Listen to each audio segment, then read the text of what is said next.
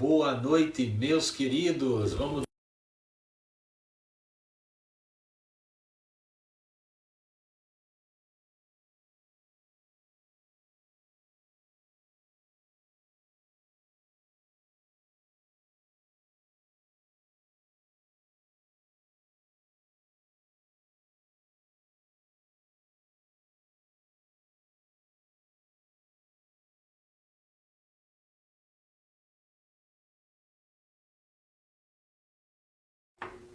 Gente, vamos ver se agora deu certo aqui, porque a gente está com um probleminha de internet aqui também. O StreamYard está nos avisando.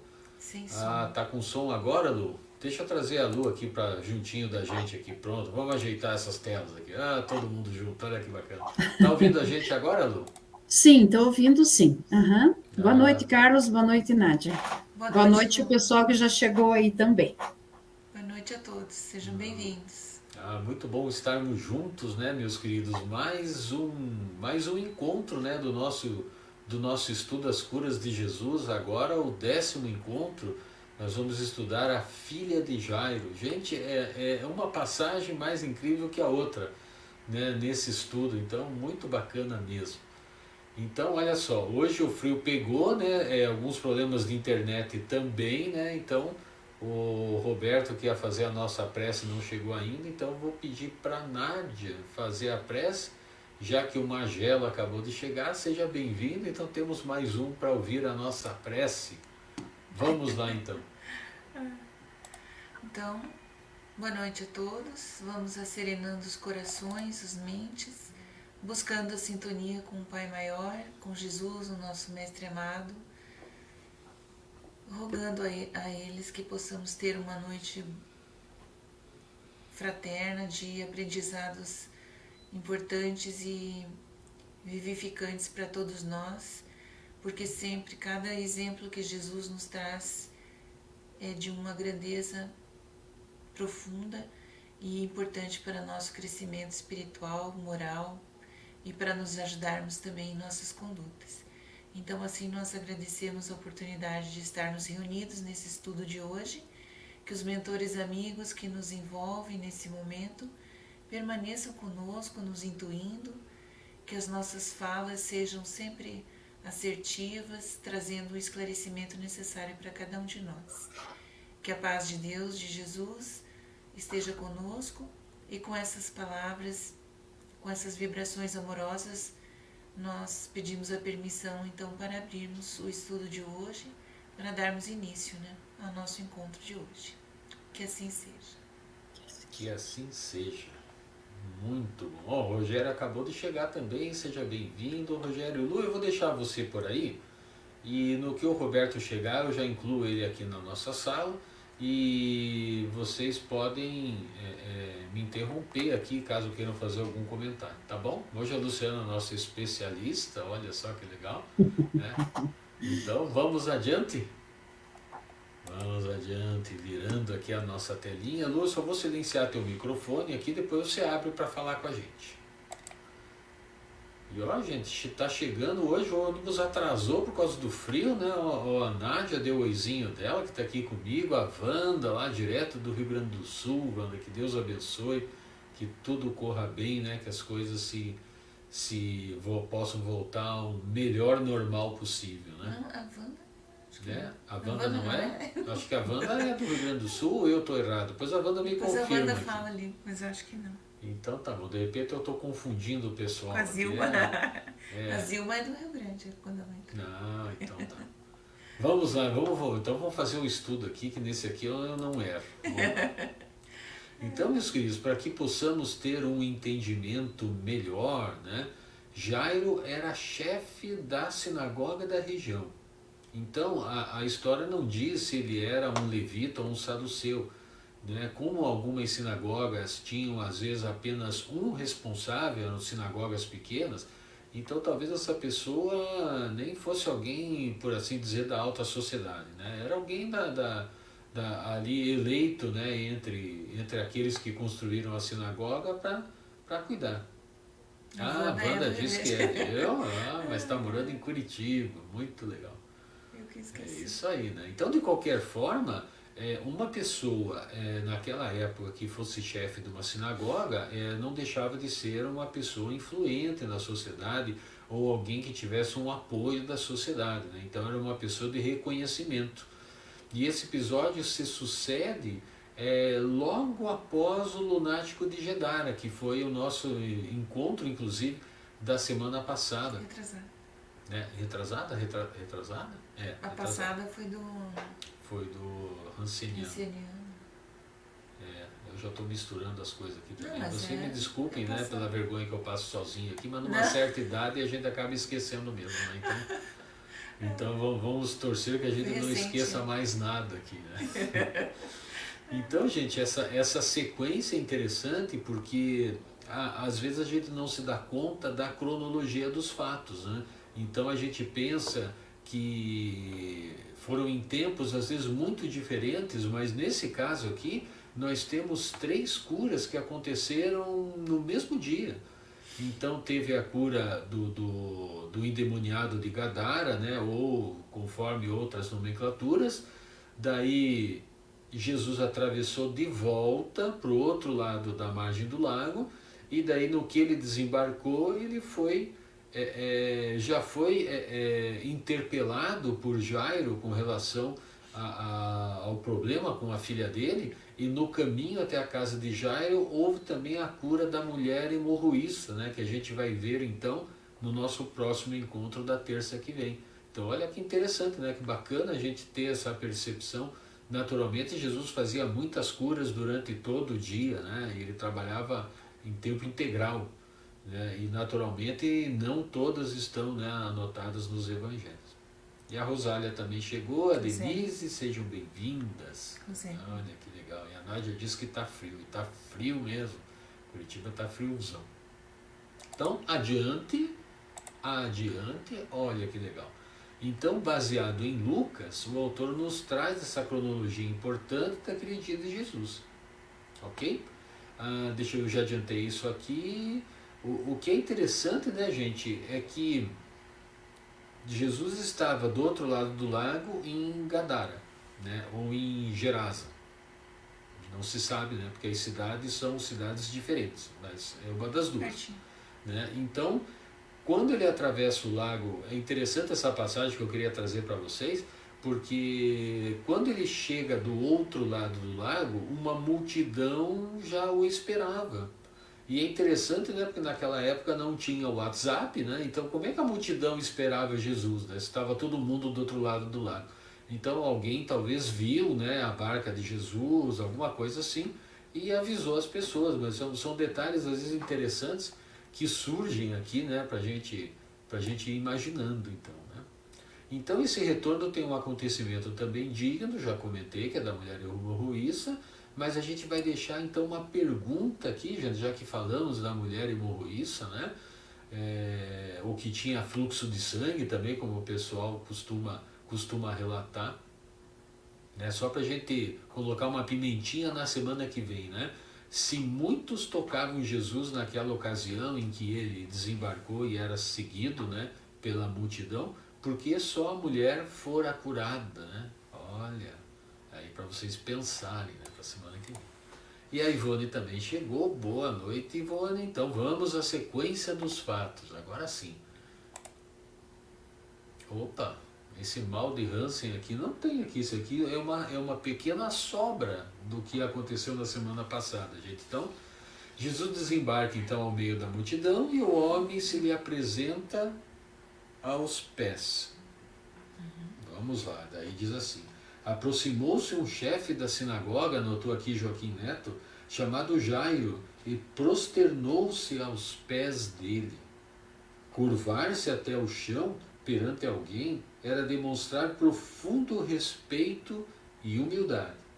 Nas páginas do Velho Testamento, vemos o líder Josué curvar-se até o solo diante de um espírito superior que lhe surge, estando ele perto de Jericó. E o Joaquim cita aqui, né, Josué capítulo 5, versículo 14, né? Olha que legal. Aflito, Jairo teria implorado a Jesus pela filhinha, que estaria à beira da morte. Pedia-lhe que impusesse as mãos sobre ela para que se salvasse. Lucas, em seu texto, informa que a menina era filha única e tinha cerca de 12 anos. Está lá no capítulo 8, versículo 40 e 46. Gente, interessante essa informação, né, a respeito dos 12 anos. Né? Por que eles falaram que a criança tinha 12 anos? Porque eles se preocuparam com isso. Então, mais adiante, a gente vai comentar a respeito. Mas o que nós sabemos é que Jesus atendeu prontamente. E ele, cercado então pela turba, né, aquela correria, ele se dirigindo até a casa de Jairo, no caminho curou a mulher, e sem o querer, né? Vocês vão se lembrar disso, senão a gente conversa na terça-feira que vem, né? Foi sem ele querer, né? Porque ela tocou no manto dele, né? E seguiu em direção à casa de Jairo, mas no caminho chega de roldão a notícia que aquele pai não gostaria de ouvir. Então pense só, né, gente? O pai procurando salvar a filha e chega a seguinte notícia: tua filha morreu, por que ainda incomodas o mestre? Interessante, gente, essa passagem, porque ela é digna de reflexão, né? A respeito de como essa informação chega com toda a sua dureza e insensatez. Então, parece que faltou ali muita, parece não, né? É certeza que faltou muita sensibilidade nisso tudo, mas a gente tem que lembrar também que naquela época a linguagem também era meio pobre, né? Então, talvez não tinha aquela coisa de mais ou menos, né? Olha, talvez a tua filha já esteja morta, né? Então, ou era branco ou era preto, ou você gostava de sorvete de morango ou de sorvete de creme, né? Não tinha mais ou menos, né? Tipo, a pessoa diz assim, eu gosto mais ou menos de vinho. Então não tinha essa flexibilidade que a nossa língua tem. Mas de qualquer forma, a informação chegou assim, seca, né? Direta. Tua filha morreu porque ainda incomodas o mestre, quer dizer, ainda reclamando, né? Então olha que interessante. Então, abrindo esse parêntese aqui do nosso querido Joaquim, ó, então nós vamos ler aqui no 2. Hoje nós temos bastante leitura do nosso livro aqui. Diz assim: não dá para imaginar o impacto de uma notícia dessas no coração de um pai ou de uma mãe. Quem ainda que ciente do grave estado de um filho suporta sem abalos uma informação dada com tanta frieza? A pergunta nos deve levar a pensar no mínimo do quão delicados temos que ser em situações como essa, nos colocando no lugar de quem está sofrendo com sensibilidade para não ferir, para poupar o outro, assim como gostaríamos de ser poupados, né? Então, né, meus queridos, é preciso estarmos sempre atentos, né, com as nossas palavras para não ferir, né, quem nos ouve, né? Então essa lição também é muito boa para mim mesmo, né? Então, importante, né, a gente lembrar do benfeitor espiritual Emmanuel, que ele diz assim, que a verdade não pode ser usada como espada. Então a gente precisa sempre, né, medir as nossas palavras. Mas esse choque de realidade e fé fica claro na fala de Jesus. Jesus assim, não temas. Esse não temos é invenção minha, tá? Então é não temas, apenas crê. Olha que interessante, né? E o autor aqui, ele coloca uma pergunta quando Jesus fala isso para Jairo na frente daqueles que traziam aquela péssima notícia, né? Mas como agir assim quando se está no auge da aflição? Então olha que interessante a gente fazer essa avaliação a respeito da informação que chegou, a informação de Jesus, e Jairo no meio daquilo, ouvindo o que ele não gostaria de ouvir, né? Jesus dizendo para ele crer, e aí fica aquela pergunta, né? A gente está no auge da aflição, né? Como é que a gente reage? Porque falhamos muitas vezes na hora do testemunho, gente. Olha só, né? Disse que é na hora do testemunho que se conhece o verdadeiro cristão, né? Por que se diz isso? Porque é na hora da dificuldade é que aquela pessoa que se diz cristã tem a oportunidade de demonstrar todo o cristianismo que absorveu, né? Se absorveu as lições, né? Então, esse que é o ponto, né? Às vezes nós somos espíritos imperfeitos, né? Não absorvemos ainda todas as lições, mas é importante que a gente pratique. Gente, espera que o meu chinelo desapareceu e o meu pé está congelando. Já. Pronto. Muito bem. Daqui a pouco a gente acostuma com o frio de Curitiba, né? Então isso se fundamenta no fato que devemos introspectar as lições do Mestre para que não se torne uma tábua vazia. De que adianta termos todo o entendimento que a doutrina espírita nos traz se não a colocamos em prática? Não é verdade isso, gente?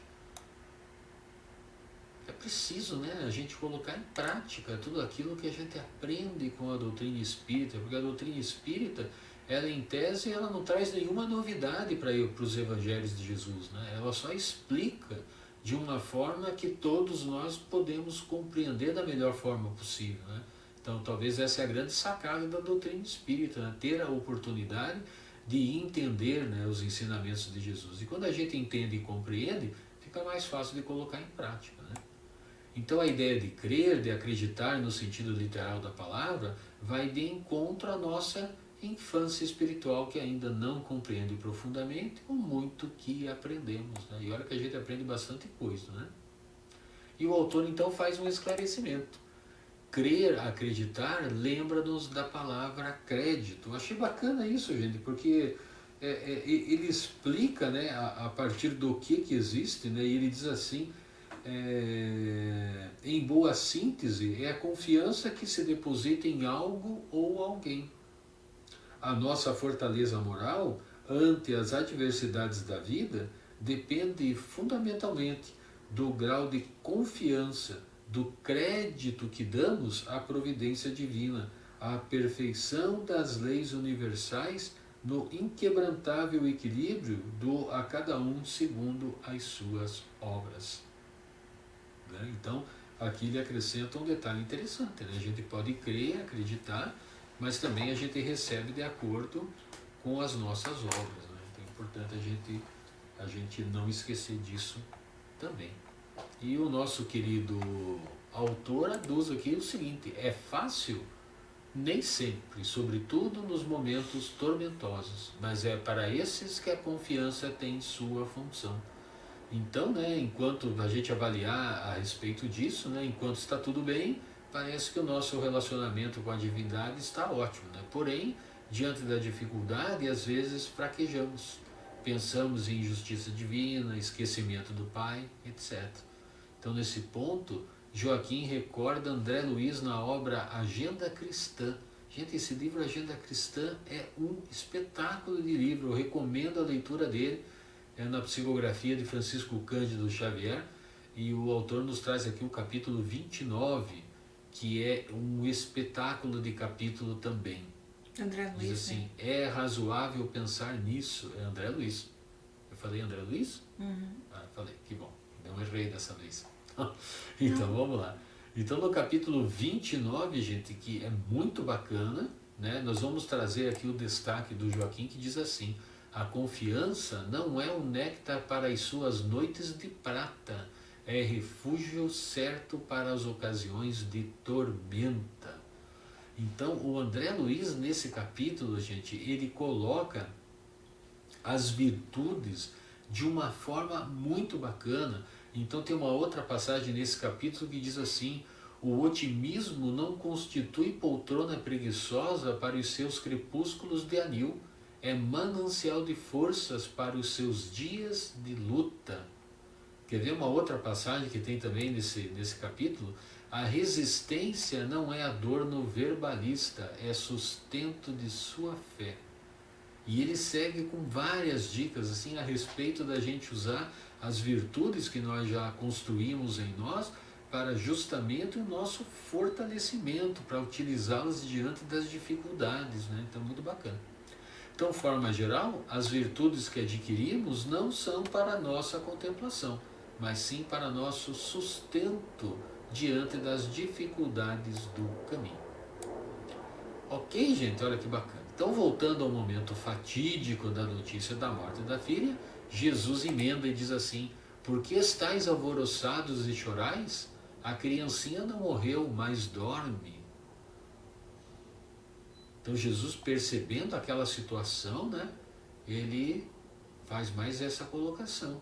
E conta-nos alguns evangelistas que algumas pessoas riram no momento em que Jesus disse que a criancinha não morreu, mas dorme.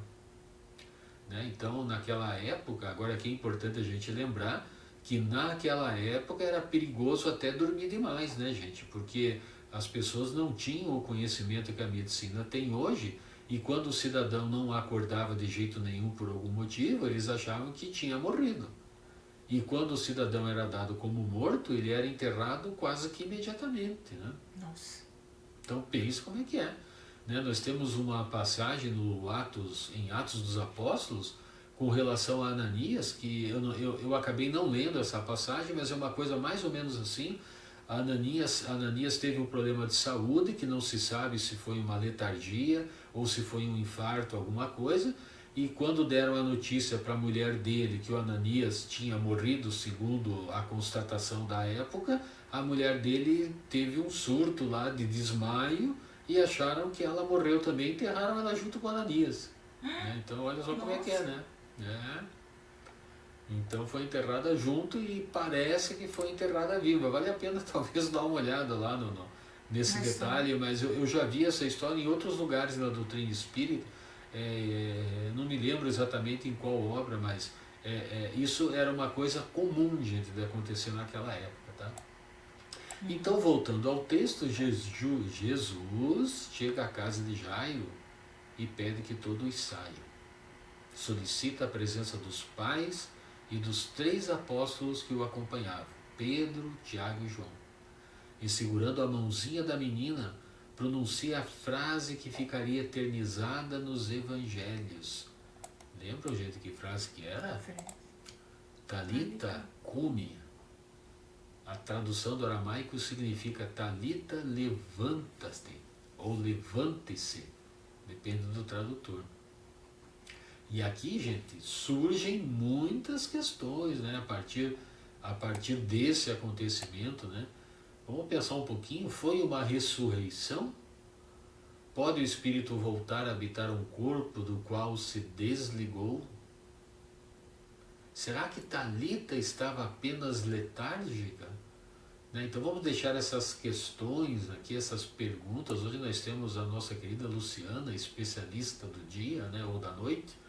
Eu vou deixar essas questões aqui para a gente conversar na sequência.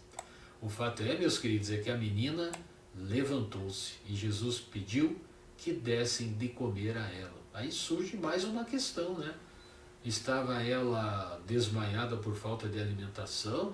Seria a menina anoréxica? Olha quanta coisa, né? Porque por algum motivo ela estava em letargia ou desacordada, por assim dizer, né? Não sei se é estado letárgico ou o que é. Então essa foi mais uma cura que o mestre pediu que ficasse em segredo. No entanto, foi proclamada a todos, né? Vamos nos lembrar que algumas curas Jesus pediu para não propagar, né? Algumas não foram, outras foram, né? E o Neto nos traz no livro A Gênese, obra básica do Espiritismo, onde Allan Kardec anota no capítulo 15, item 39, vamos destrinchar um pouquinho tudo isso, né? O fato do retorno à vida corpórea. Então, vamos ler aqui a anotação que veio aqui para nós. Só um pouquinho. Tá, aqui. O fato do retorno à vida corpórea de um indivíduo realmente morto seria contrário às leis da natureza e, por conseguinte, miraculoso. Ora, não é necessário recorrer a essa ordem de fatos para explicar as ressurreições operadas pelo Cristo. Se entre nós as aparências enganam, às vezes, os profissionais, os acidentes dessa natureza deveriam ser bem mais frequentes num país onde não se tomavam nenhuma precaução e onde o sepultamento era imediato. Olha, está lá na Gênesis, então, a informação, né? Então, nós temos hoje, com o avanço da medicina, são raríssimos os casos de sepultamento vivo, né? Ainda acontecem, né? São raros, ainda acontecem. Nós temos notícias, né, de exumações, né? Porque é muito comum a pessoa, depois de algum tempo, né, exumar o corpo daquele ente querido que está ali para abrir espaço para um novo corpo, né? E o cidadão chega lá na hora da exumação, percebe que aquele corpo estava de lado. Gente, acontece, infelizmente acontece, né? Você vê, mas isso tem muitos anos, né? É bem incomum, né? Não é impossível, mas é bem incomum. E tem uma sequência desse texto aqui da Gênesis que diz assim: em consequência da força fluídica que Jesus possuía, nada é de admirar que esse fluido vivificante, dirigido por uma forte vontade, haja reanimado os sentidos entorpecidos, que haja mesmo podido chamar para o corpo o espírito prestes a deixá-lo, enquanto o laço perispiritual não estava definitivamente rompido. Detalhe importante esse, gente. Para os homens desse tempo que acreditavam o indivíduo morto desde que não mais respirasse, havia ressurreição e puderam afirmá-lo com muita boa fé, mas havia em realidade cura e não ressurreição na acepção da palavra. Então, muitos, né, por conta disso, né, muitos ainda aguardam aquele tempo mínimo de 24 horas. Né? Então a pessoa desencarnou, daí fazem aquele velório virando a noite e tal. Né? Hoje em dia a gente já sabe que não tem, às vezes não tem necessidade disso, né? Porque o atestado de óbito ele segue determinadas normas, né? Para que não aconteça nenhum tipo de problema futuro. E o autor segue esclarecendo sobre então o que seria uma letargia e nos traz no Livro dos Espíritos a questão 423. Olha que legal, mais uma obra, né, que o autor nos traz aqui. Na letargia, eu trouxe aqui a pergunta, né, gente, fica mais compreensível. Na letargia, pode o espírito separar-se inteiramente do corpo de modo a imprimir-lhe todas as aparências da morte e voltar depois a habitá-lo? E os benfeitores respondem: na letargia, o corpo não está morto, porquanto há funções que continuam a executar-se. Sua vitalidade se encontra em estado latente, como na crisálida, porém não aniquilada. Então o espírito continua ligado ao corpo através do laço fluídico, né? Também conhecido no espiritualismo como cordão de prata. Né? Mas nós vamos nos ater à definição espírita, né? Laço fluídico. E os benfeitores continuam, gente. Vamos ver o que mais eles nos dizem aqui. Ora, enquanto o corpo vive, o espírito se lhe acha ligado. Em se rompendo, por efeito da morte real e pela desagregação dos órgãos, os laços que prendem um ao outro integral se torna a separação, ou seja, a separação se torna total. E o espírito não volta mais ao seu envoltório. Desde que um homem aparentemente morto volve à vida, é que não era completa a morte. Então aqui no Livro dos Espíritos, que nós sabemos que as demais obras do Pentateuco originaram-se do Livro dos Espíritos, né? Então ele é o livro mais importante do Pentateuco espírita, gente. Né? Então o que acontece aqui? Kardec, lá na Gênesis, está fazendo referência a esse ponto aqui, né? Então é muito, muito claro, né? Se não houver o rompimento do laço fluídico, é possível reviver aquele corpo porque o espírito ainda está ligado. Mas depois que esse laço é rompido, não é possível voltar mais. Então não existe o dito do milagre, não existe. Né? O que existe é uma explicação científica para algumas doenças que na época sequer eram conhecidas ou estudadas. Né? Então não se sabia como é que isso funcionava.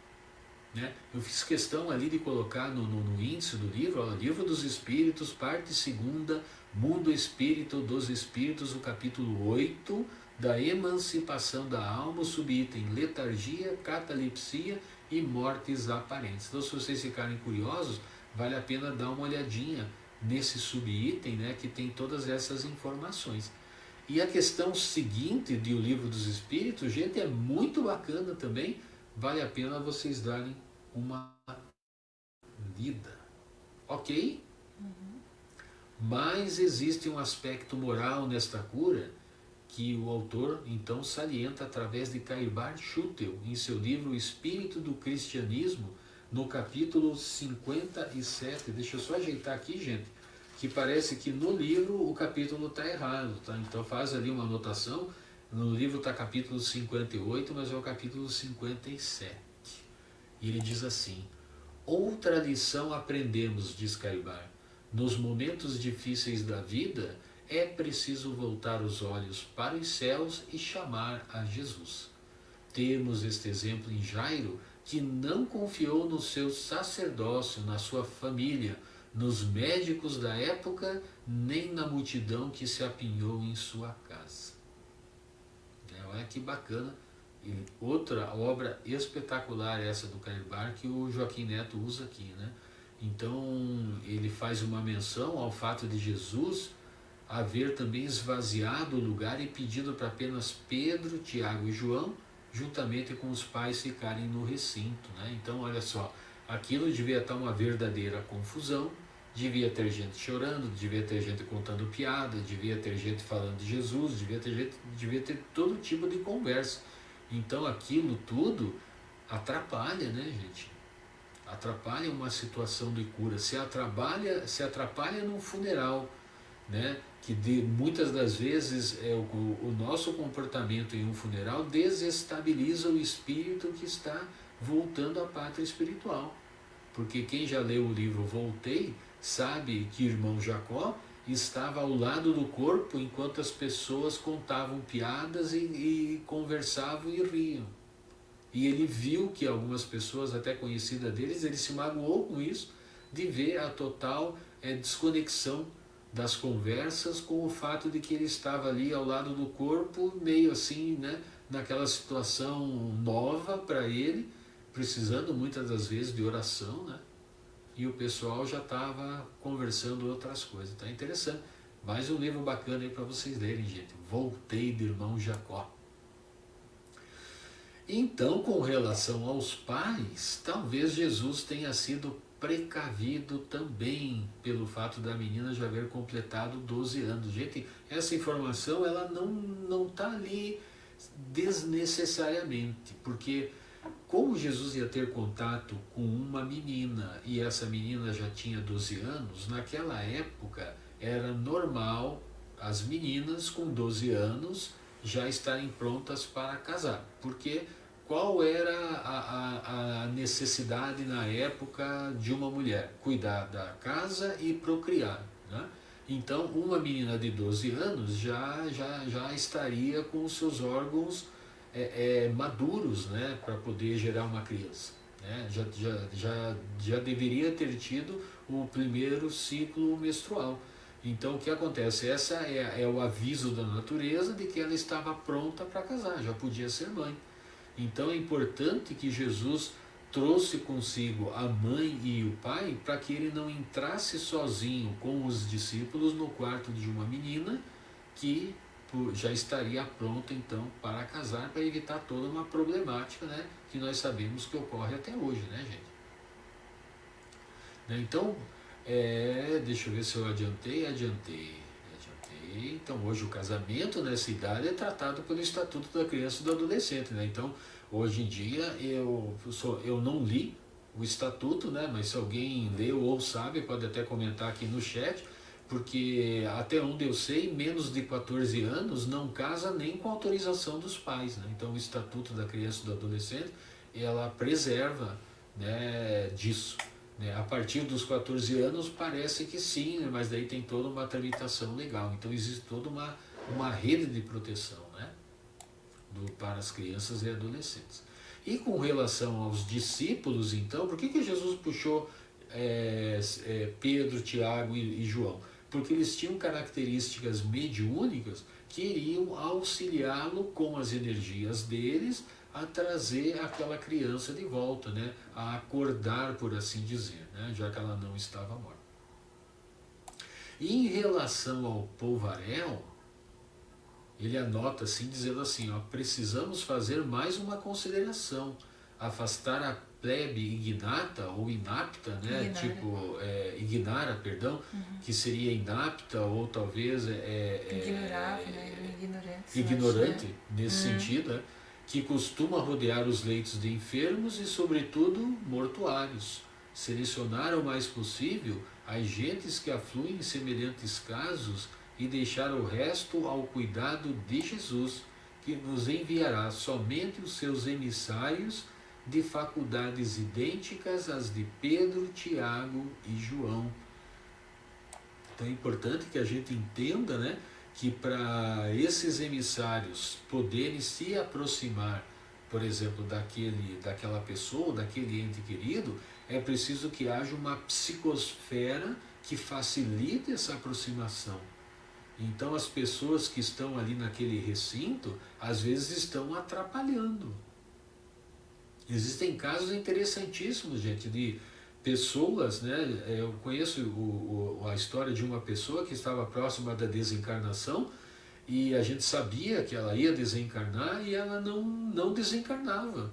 E daí o que aconteceu? Surgiu uma notícia que afastou algumas pessoas daquele recinto e quando essas pessoas saíram para verificar o que tinha que ser feito, a pessoa finalmente conseguiu desencarnar, né? Então possivelmente essa pessoa ela estava sendo segurada por aqueles que não queriam que ela morresse, né? No sentido como se usa, né? Não queria que ela desencarnasse, né? Por algum motivo que a gente não sabe, a pessoa fica naquela, não, eu não quero que morra, eu não quero que vá agora, eu quero que fique... E isso fica segurando, né? Então a pessoa. Então era nesse sentido. Que aqui eu fiz algumas considerações, gente. Olha, para quem é oriundo do Dança das Energias, vamos nos lembrar. Acontece, pois, que a falta de conhecimento a respeito da Dança das Energias, eu pus até aqui entre aspas para lembrar desse livro maravilhoso, que aliás vai ter uma edição renovada, o pessoal já está trabalhando numa nova edição com mais capítulos, viu, gente? Vem coisa nova, coisa boa aí pela frente. Então faz com que as lamentações, sentimentos de posse, tristeza, sabe aquele sentimento de posse? Eu não quero que minha mãe morra, eu não quero que o meu filho se vá, né? Então sentimentos de posse, a tristeza do momento, né? Ninguém é feito de pedra, né? A gente se entristece com tudo isso, mas a gente também tem que ter a compreensão que nós não podemos ficar segurando também, né? Então essas energias geradas por essas paixões atrapalham o momento de possível cura, que era o que estava para acontecer com a filha aparentemente morta do chefe da sinagoga, né? Então olha só, enquanto as pessoas ficavam lamentando, eles estavam tentando resolver um problema, né? Então é interessante a gente refletir sobre isso. E o autor então arremata esse capítulo, gente, está todo mundo quieto, não sei se é o frio que congelou o pessoal do chat, está todo mundo quieto.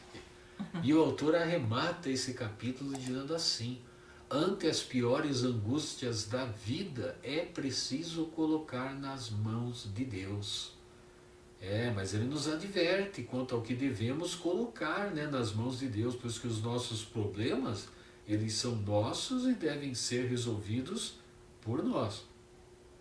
O que devemos pedir a Deus é a força, a resignação, a paciência, a vontade para enfrentá-los, né, enfrentar esses problemas. Então, diante das enfermidades, tenhamos a fé que tudo que nos chega é para nosso bem, nosso aprendizado. Talvez aquela doença seja o nosso último elo de resgate em um mundo de provas e expiações, né? Então pensemos nisso, né, gente? Pensemos sempre nos níveis da gratidão, né? Por mais que seja dorido, por mais que a doença nos corroa, por mais que a separação próxima de um ente querido esteja chegando, é importante, né, que a gente tenha sempre esse entendimento, né? Que não caia uma folha sem que Deus saiba, né? Então Ele não nos abandona nunca. Ok, meus queridos, deixa eu ver se o nosso amigo chegou aqui. Não chegou, eu acho que o Roberto hoje ficou com problemas de internet. Então, minha querida Luciana Matos, nos conte alguma coisa, o que você achou de diferente ou que você gostaria de reforçar? Teu microfone está desligado.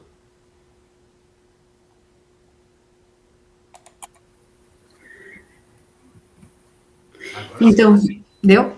Então, boa noite, né? Oi, Lu, peraí. Oi, Lu, fale aí que eu não sei se eu Boa ouvi noite, direito. boa noite. falando. Tá conseguindo ouvir?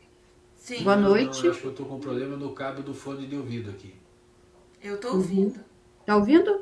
Aham, Posso dar continuidade, então? pode sim. Então, tá bom. Então, o que eu queria falar para vocês é o seguinte, que nesse primeiro momento, é que quando Jairo foi ao encontro de Jesus e se lançou aos pés dele, suplicou, clamou, dizendo, né, que tinha uma filha que estava num momento extremo e veio e pediu para que ele viesse para impor as mãos para curar e salvar a vida dela. Eu li então essa parte e eu imaginei, sabe o que, gente? A cena. E sabe em quem que eu pensei? No Chico Xavier. Porque pensei nele quando ele nos disse que a prece de uma mãe arromba as portas do céu. Então, sem entrar no âmago da questão, em ser mãe, em gerar o filho, estar muito próximo à questão orgânica até, né, por ela ter gerado tudo, né, o que ressaltou para mim aqui foi a força de um pai, que buscou meios para ajudar, para interceder por sua filha, né? E foi o que o Jairo fez, né? Vivendo lá naquele lugarejo ali, na época de Jesus, né? Então ele conhecia os seus ensinamentos, ele sabia das suas curas e não pensou duas vezes, foi ao encontro de Jesus e, digamos assim, arrombou as portas do céu, foi diretamente à fonte de luz, rogando a Jesus para impor as mãos em sua filha para curá-la e salvá-la. Então, este foi um momento assim que foi o primeiro momento que me veio, né? Principalmente porque encerra mais ou menos assim na questão que o Carlos falou, né? Que a questão de que voltar aos olhos para os céus, né? Então, é realmente o que ele fez, né? E outro ponto é que no momento que ele fez o pedido, mesmo ele tendo ouvido dos demais que sua filha já havia morrido, né, ainda de uma forma muito abrupta, né, mas a gente pode levar em consideração que era o costume da época, ele não desistiu, ele demonstrou confiança porque ele estava focado no seu intento. E quando ouve de Jesus, não te aflijas, crê apenas, né?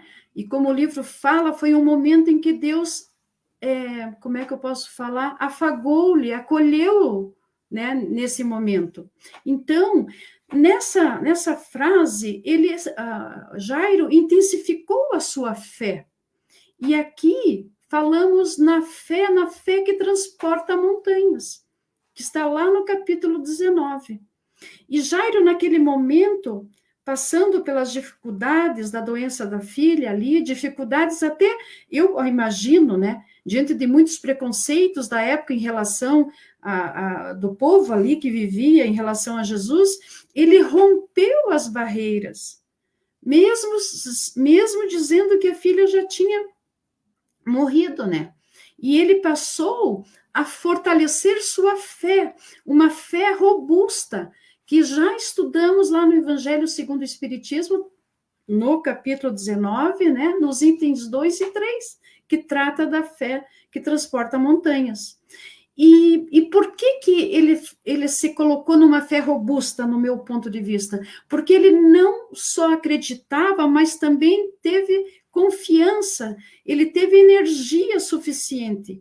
A sua fé, independente do que os outros diziam, estava envolvida na certeza de atingir o seu propósito.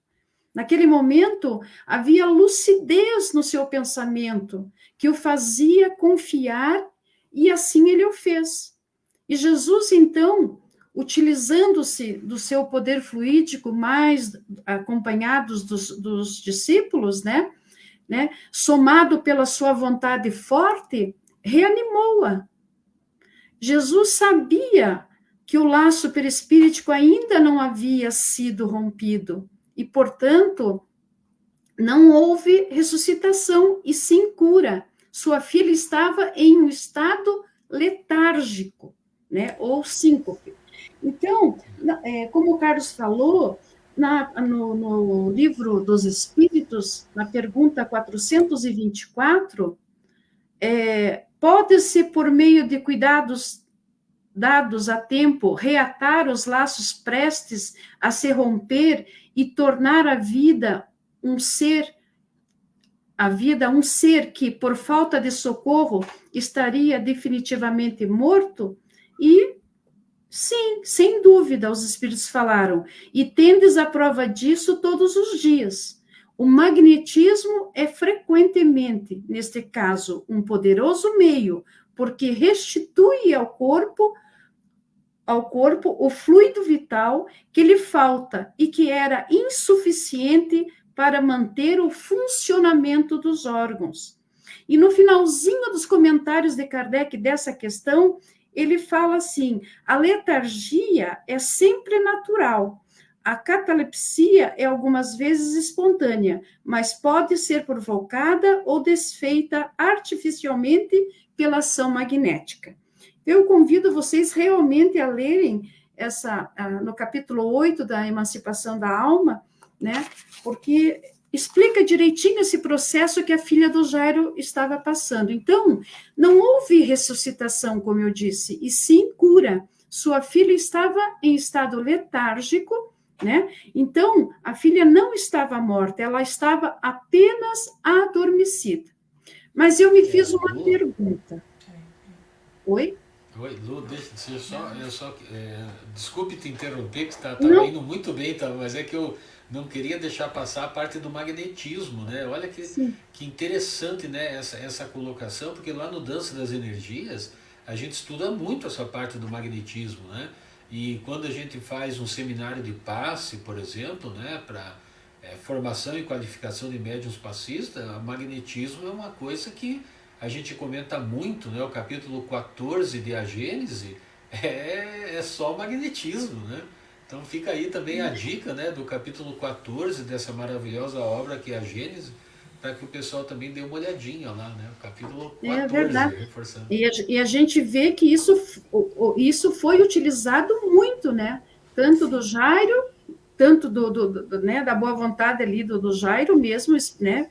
E também dos discípulos e do próprio Jesus, que complementou, né, a cura, né?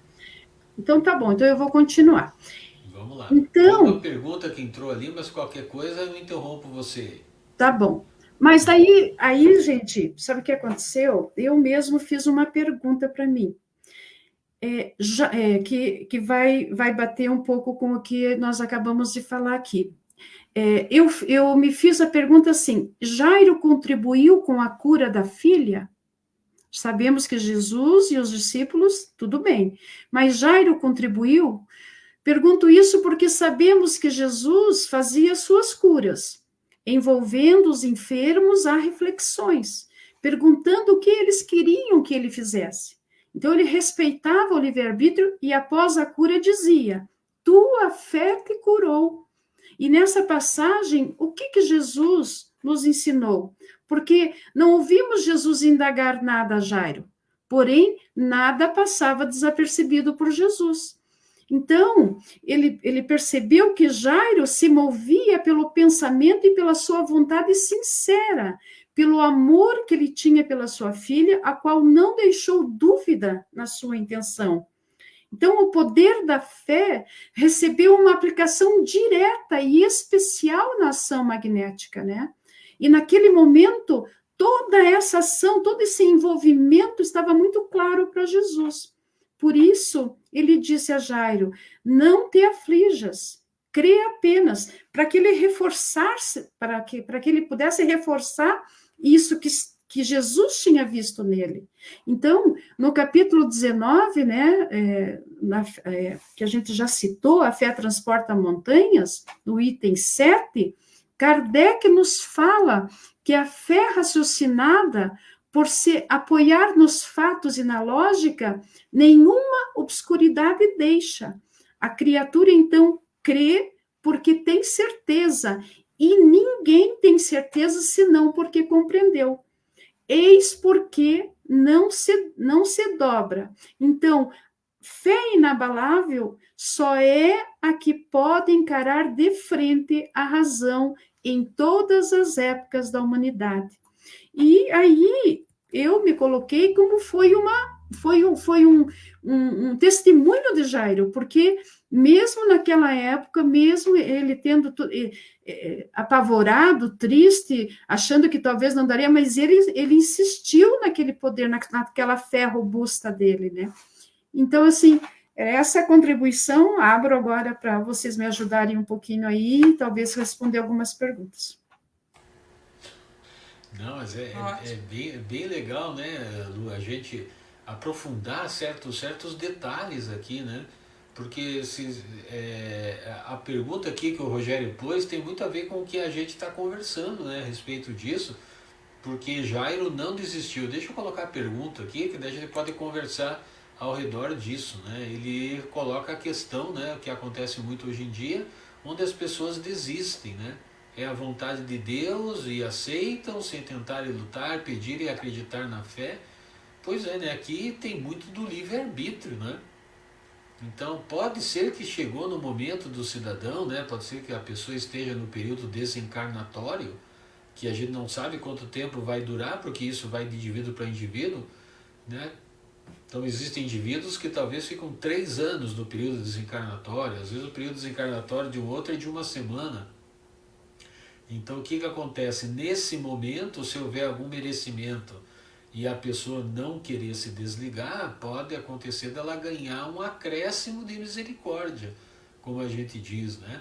Mas também se ela não se mexer, vai acontecer como tem que acontecer, né? Então, assim, a espiritualidade superior sempre respeita o nosso livre-arbítrio, né?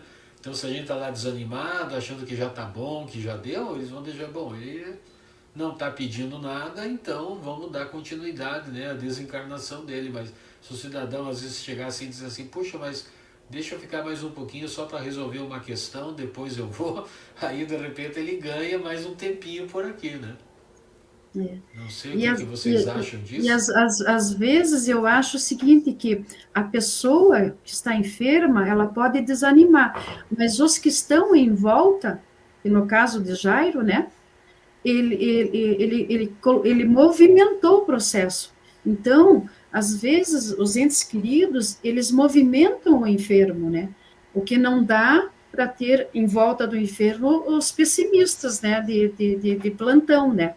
Então, assim, para poder reafirmar aquele desânimo que o enfermo está tendo. Mas ter a fé, crer em Deus, que há um processo e que ninguém vai antes da hora, né? Então, assim, é fundamental nessa aceitação e também na questão da luta, por continuar lutando até o ponto do desligamento, né? Natural. É por isso que a gente não deve ter dó, né, Nádia? O que você acha? A gente deve dizer assim, ô, coitadinho, né? Ele não devia estar sofrendo, é isso que a doutrina nos ensina? Não, desse ponto de vista, a gente ter esse entendimento, né? Quanto mais buscarmos esse entendimento de que muitas vezes aquilo que nos parece um mal é um bem também, né? Que é uma forma de a gente resgatar alguma coisa. Muitas vezes a enfermidade ou momentos difíceis com a nossa saúde, a nossa questão aí de vida, né? A nossa energia vital, muitas vezes a gente passa uns declínios para a gente poder dar uma parada e pensar, né? A famosa pergunta, para que eu estou vivendo isso, para que isso está me acontecendo, né? O que eu tenho que aprender com esse momento, porque vai passar, e fazer essas reflexões, né? As enfermidades, de um modo geral, nos trazem isso. Não é fácil, não é simples, né? Quando a gente estuda, Isso tudo é muito claro, mas quando a gente tem que dar o testemunho mesmo, seja com a gente mesmo, seja com um ente querido nosso, da nossa família, né? Nossos pais, geralmente quando desencarnam, né, por motivos das doenças, naturalmente, assim, espera-se, né, que os mais idosos vão primeiro, mas nem sempre isso acontece também, né? Então são várias reflexões que os ensinamentos de Jesus nos trazem de aprendizado e que a doutrina espírita também traz. Mas se eu tiver só uns minutinhos, queria só, porque ficou assim na minha cabeça, né, nesse estudo aqui, nesse aprendizado de hoje, já que Jesus vinha de um momento, né, lá de Gedara, depois ele, né, no caminho, ele encontrou a mulher hemorroísta que tocou suas vestes e se curou, né, com a sua fé tamanha, assim, que bastou ela encostar, segundo, né, as escrituras ali nas vestimentas, mas a gente entende também que é a energia, o magnetismo de Jesus que fez toda, né, a diferença ali para que aquela mulher, depois de quantos e quantos anos, né, sofrendo com aquelas hemorragias, aquelas questões provavelmente menstruais, né, que na época não se tinha notícias e esclarecimento a respeito das questões femininas, né? Sem querer dar spoiler, né? Mas pense só, né, gente? Quando a mulher estava no ciclo menstrual, ela era praticamente rejeitada Era pela família, considerada né? impura, Tinha que coisas se do gênero, né? esconder. Então pense E como é daí que na é. sequência Jesus se depara com, mas assim, o movimento dessa mulher enfrentou todas as barreiras ali com a fé, né? Com o poder da fé que ela nutriu, ela não pensou duas vezes, enfrentou, porque ela quase era tida assim como uma pessoa com hanseníase também, né? Uma mulher que muitos ali sabiam das condições dela, provavelmente as vestimentas, a situação dela, né? Com hemorragias, não deveria ser das melhores e às vezes odores também, né? Emitidos, enfim, toda uma situação drástica ali daquela senhora, né? Mas ela não pensou, ela foi firme e enfrentou todos aqueles obstáculos e conseguiu, né? Então ela teve esse movimento da fé, buscou. E Jairo, na sua questão ali que a Lu também trouxe, né? Um movimento de fé, de esperança, de pensamento positivo e de acreditar que a filha, né, iria melhorar. E a filha, por ali naquele momento em que ele fala que ela tinha apenas 12 anos e que já estava, né, já no seu primeiro ciclo fértil, não sei, me chamou a atenção também que poderia ser uma questão ali desse momento da menina também, né? Primeira menstruação, às vezes é difícil, quantas mulheres, meninas, moças desmaiam de cólica, né? Ficam enfraquecidas, tanto que Jesus pediu ali também que trouxesse um prato de comida, né, de alimentação para que ela se restabelecesse.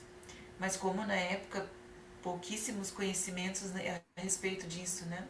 Então fica também a minha pequenina contribuição aqui nesse sentido, para lembrarmos nós mulheres ali, né, do quanto nós também temos as questões ali, né, imagine naquela época de Jesus as questões femininas, né, das dificuldades, além de todo o preconceito ainda, além de toda a marginalização com relação às mulheres, né, e todo esse ponto ali, né, então provavelmente também a menina deve ter sofrido com essa questão aí no seu período ali menstrual e as dificuldades que o organismo enfrenta, né, nessa mudança, né, de menina moça para mulher e já ter toda também as dificuldades ali com essa situação, né?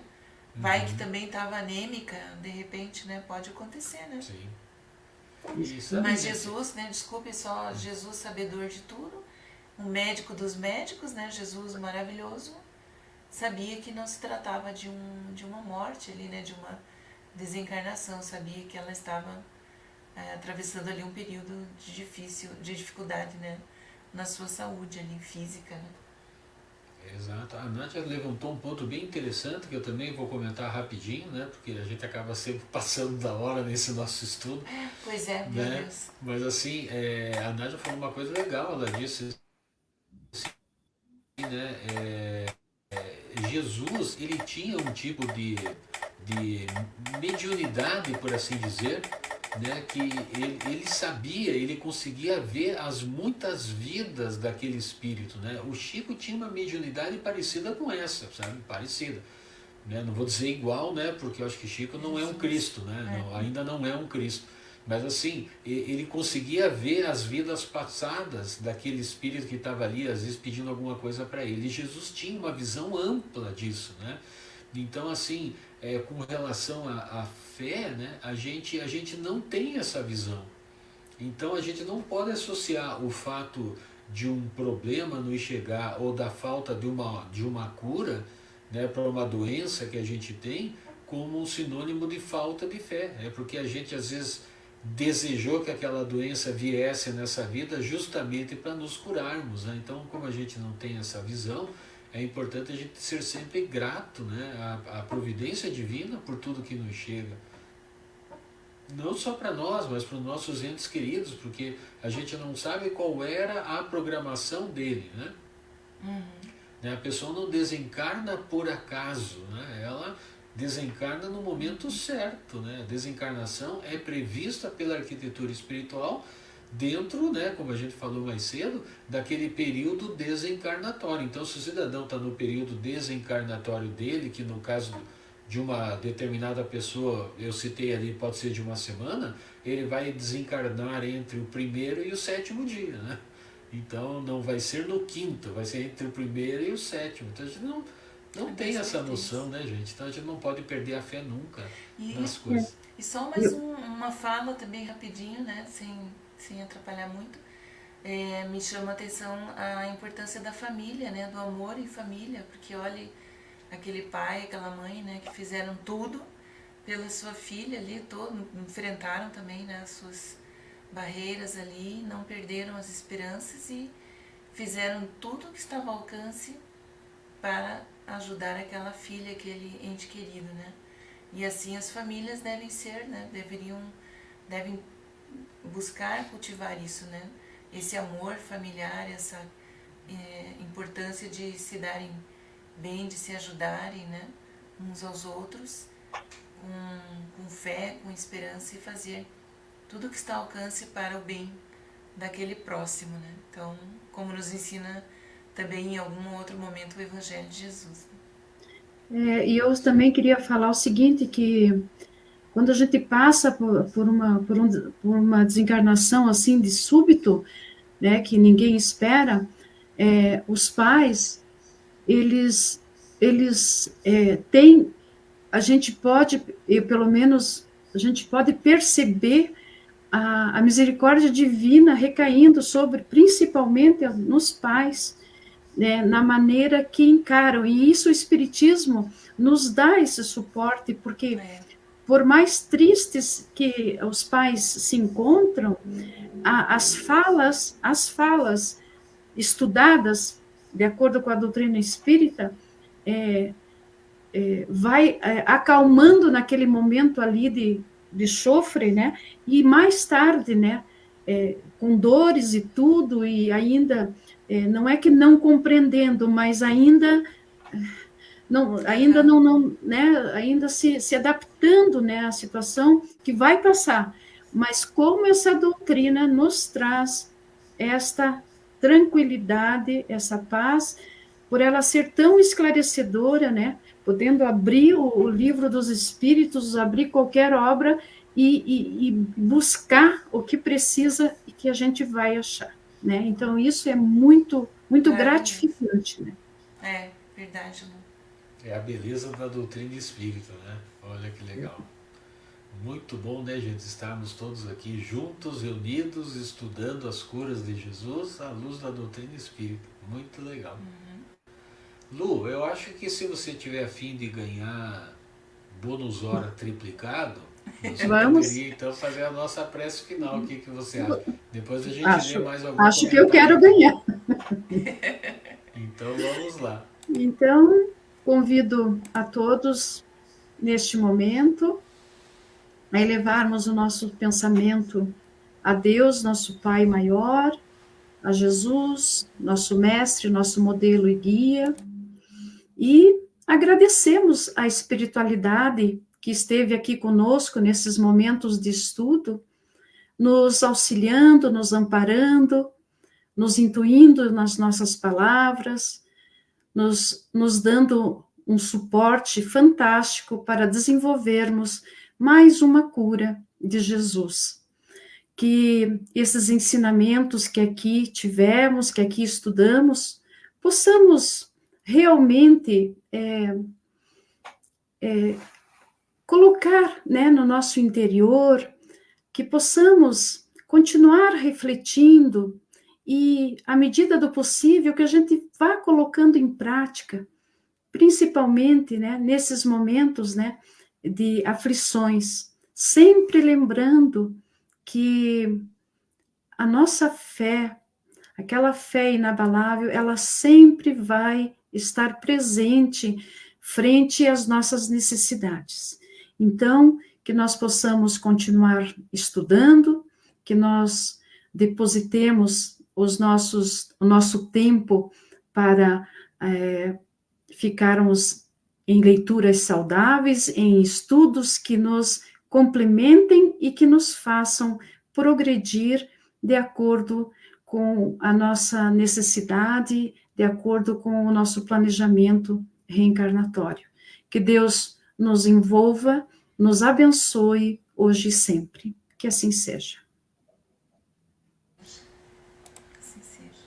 Que assim seja, Lu. É sempre muito legal. Rogério, eu trouxe aqui uma música, né? Tudo que acontece de ruim é para melhorar, né? A canção do Paulinho Moço. É verdade, né? O mal que existe no nosso mundo é para que a gente possa se melhorar, né? Não tem como a gente dar valor para a luz se a gente não conhecer a escuridão, né? Então é por aí. Vai chegar um momento em que não haverá mais o mal. Olha que beleza, né? Então, gente, olha, eu queria agradecer de coração a Clara aqui, a Ada, o Rogério, a Ivone, a Nádia que está aqui comigo, a Rosélia, a Wanda, a Denise, o Magela, olha que legal, né? Agradecer a todos, agradecer a Lu, querida, a Nádia, que se puderam estar com a gente hoje no estudo. Agradecer ao Roberto, que era para estar aqui hoje, deve ter tido problema de internet, né? Agradecer a ele também, que se dispôs, né? E ao nosso Pai Maior, né? Pela oportunidade de estarmos aqui. Gente, meu beijo, meu abraço. Tchau, e até terça que vem. Boa noite a se todos. Se Deus quiser. Boa noite, um beijo. Muito bom. Tudo de bom. Tchau, gente. Tchau, gente.